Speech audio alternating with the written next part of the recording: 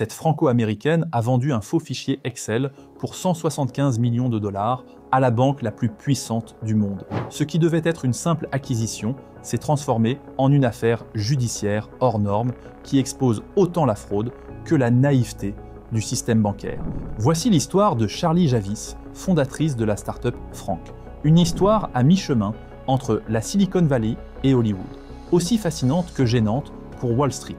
Charlie aurait convaincu JP Morgan qu'elle détenait une base de 4 294 967 jeunes Américains, tous désireux de refinancer leurs prêts étudiants.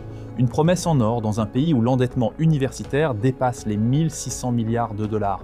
Un marché gigantesque, une mine de clients potentiels et surtout un levier marketing imparable. Charlie devient alors une icône. Elle coche toutes les cases. Jeune, brillante, charismatique, engagée. Elle incarne une nouvelle finance. Plus humaine, plus tech, plus inclusive. Elle enchaîne les interviews, les conférences, les couvertures de presse. Elle devient, aux yeux de beaucoup, la future Elizabeth Warren de la FinTech. De son côté, JP Morgan voit en elle la clé pour parler aux étudiants et capter une nouvelle génération de clients. Et puis, un matin, tout s'accélère. Jamie Dimon, le patron emblématique de JP Morgan, ne veut pas laisser filer cette pépite. Il veut aller vite. Il veut signer. Il presse ses équipes. Un mémo interne cite cette phrase sidérante. Pas toujours besoin de vérifier. Traduction, on met de côté la prudence, on fonce, sans due diligence poussée, sans audit indépendant, juste un feeling, une histoire et un chèque. 175 millions de dollars, versés pour une start-up de 3 ans, dont la base utilisateur n'avait jamais été validée. La transaction est finalisée à une vitesse rare, même pour Wall Street. Tout le monde applaudit. La presse salue l'intuition géniale de la banque. Mais l'illusion ne dure pas. Quelques mois plus tard, JP Morgan lance une campagne marketing ciblée. Objectif, activer cette fameuse base de 4,3 millions de jeunes. Résultat, 72% des emails envoyés rebondissent. Pas d'ouverture, pas de clic, pas d'utilisateur, juste un chiffre, une légende, une belle histoire et surtout un vide abyssal. Et là, un détail saute aux yeux.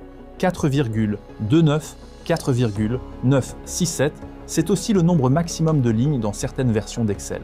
Autrement dit, le fichier aurait été généré à la limite technique du logiciel. Il ne s'agissait pas d'une base réelle, mais d'un tableau totalement artificiel. Selon l'enquête, un professeur de mathématiques aurait même aidé Charlie à développer un algorithme, un script pour créer de faux profils crédibles, nom, âge, université, montant d'emprunt. Tout semblait plausible, tout était faux.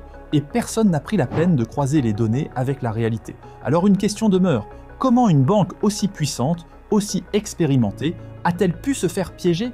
Parce que Charlie cochait toutes les cases, parce que même les géants veulent croire aux contes de fées.